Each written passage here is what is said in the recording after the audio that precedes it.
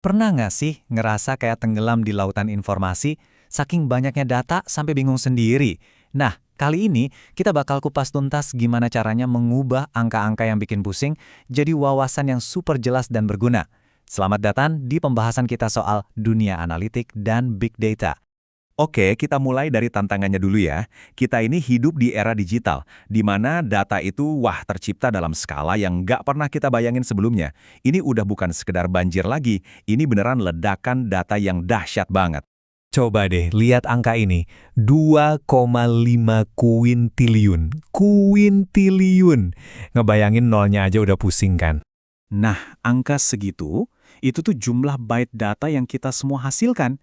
Dan ini bukan per tahun atau per bulan loh, ini setiap satu hari. Gila kan? Aliran informasi global yang nggak ada hentinya dan gedenya luar biasa. Dan ini nih yang bikin kaget. Dari semua data yang ada di dunia, 90%-nya itu baru dibuat dalam 2 tahun terakhir ini aja. Coba bayangin, seluruh sejarah manusia sebelum itu cuma menyumbang 10%. Ini nunjukin betapa gilanya percepatan produksi data sekarang. Ada kutipan keren dari Bart Bessens yang pas banget ngegambarin ini. Katanya, perusahaan-perusahaan itu sekarang bukan lagi cuma kebanjiran data, tapi dihantam tsunami data. Wah, metaforanya dapat banget ya, nunjukin betapa gawat tantangannya. Terus gimana dong caranya kita selamat dari tsunami ini? Nah, di tengah semua kekacauan data ini, ada nih pahlawannya, analitik. Ini dia alat yang kita butuhin buat nemuin keteraturan di tengah semua keruwetan ini. Jadi, analitik itu apa sih sebenarnya? Gampangnya gini, analitik itu semacam seni dan ilmu buat nyaring semua berisiknya data, biar kita bisa nemuin pola-pola yang berguna. Ini cara kita ngubah tsunami data yang bikin pusing tadi, jadi sesuatu yang bisa kita pahami dan, yang paling penting, bernilai. Oke, secara garis besar, analitik itu ada 2 jenis utama. Pertama, ada analitik deskriptif. Ini gunanya buat bantu kita paham apa yang udah terjadi. Ibaratnya, kita ngelihat ke spion. Nah, yang kedua, ada analitik prediktif. Yang ini tugasnya nebak apa yang mungkin bakal terjadi. Kayak ngelihat ke depan gitu. Dua-duanya ini ngasih kita kekuatan super buat ngerti masa lalu dan siap-siap buat masa depan. Oke, terus gimana caranya data mentah itu bisa jadi wawasan berharga? Ini bukan sulap ya, ada prosesnya yang terstruktur. Yuk kita telusuri perjalanannya, ada 4 langkah utama dari data sampai jadi pengetahuan. Nah, ini dia peta jalannya, disebut model proses analitik. Kelihatannya mungkin agak ribet ya, tapi intinya simpel kok.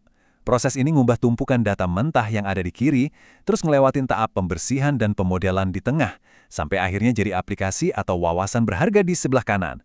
Coba, kita bedah biar lebih gampang yuk. Jadi, proses yang kelihatan rumit tadi sebenarnya bisa kita pecah jadi 4 langkah utama. 1. Kumpulkan dan pilih data yang relevan. 2. Ini nih yang seringkali paling susah dan makan waktu. Bersihkan dan transformasi datanya. Ketiga, baru deh kita analisis buat cari polanya. Dan terakhir, keempat, kita interpretasi temuannya, terus terapkan modelnya biar jadi berguna. Tujuannya di sini bukan cuma nyari pola yang udah kelihatan jelas ya. Goal utamanya itu nemuin yang namanya berlian pengetahuan. Maksudnya apa? Yaitu wawasan yang tersembunyi yang nggak kita duga tapi nilainya luar biasa dan bisa langsung kita pakai buat ambil tindakan. Ini dia harta karun yang sebenarnya. Mungkin Anda mikir, wah ini teknis banget, emang ada hubungannya sama saya? Jangan salah. Kenyataannya, analitik itu udah jadi bagian dari hidup kita sehari-hari loh. Seringkali malah kita nggak sadar. Coba deh kita lihat beberapa contohnya. Coba pikirin deh, sistem rekomendasi film yang kayaknya tahu banget selera kita. Atau notifikasi dari bank kalau ada transaksi aneh di kartu kredit. Bahkan tawaran paket khusus dari provider biar kita nggak pindah ke lain hati. Nah, itu semua tuh hasil kerja analitik di belakang layar. Biar lebih personal lagi ya, pernah nggak sih dapat kupon diskon dari supermarket buat produk yang emang lagi Anda butuhin banget? Atau direkomendasiin serial TV sama aplikasi streaming yang awalnya nggak pernah denger, pas ditonton malah jadi suka banget.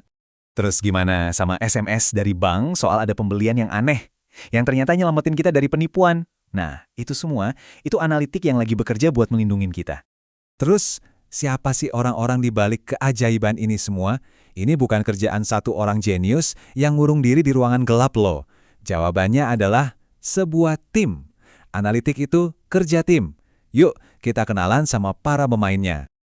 Penting banget buat diingat, analitik itu olahraga tim. Suksesnya nggak bergantung sama satu orang super pinter, tapi kolaborasi dari banyak keahlian yang beda-beda. Jadi, mitos soal jenius tunggal itu benar-benar nggak berlaku di sini. Dalam satu tim itu, kita butuh ahli bisnis yang ngerti konteksnya dan tahu pertanyaan apa yang paling penting buat dijawab. Terus ada DBA atau administrator database yang tahu di mana data disimpan dan cara ngambilnya. Ada juga ahli hukum buat mastiin semuanya aman, legal, dan gak melanggar privasi. Dan pastinya ada data scientist yang ngebangun dan ngecek model analitiknya. Semuanya harus kerja bareng. Jadi, kalau dirangkum, inilah inti perjalanan kita. Kita mulai dari kekacauan tsunami data, lalu kita lewatin sebuah proses yang terstruktur, dan akhirnya kita nemuin solusi yang sangat berharga, kejernihan dari berlian pengetahuan. Nah, sebagai penutup, saya mau kasih satu pertanyaan buat Anda renungkan. Seiring analitik ini jadi makin pinter dan bisa ngolah data yang super besar, kira-kira kalau Anda bisa nanya apa aja ke data itu, pertanyaan besar apa sih yang paling pengen Anda temuin jawabannya? Coba deh dipikirin. Sampai ketemu di pembahasan berikutnya.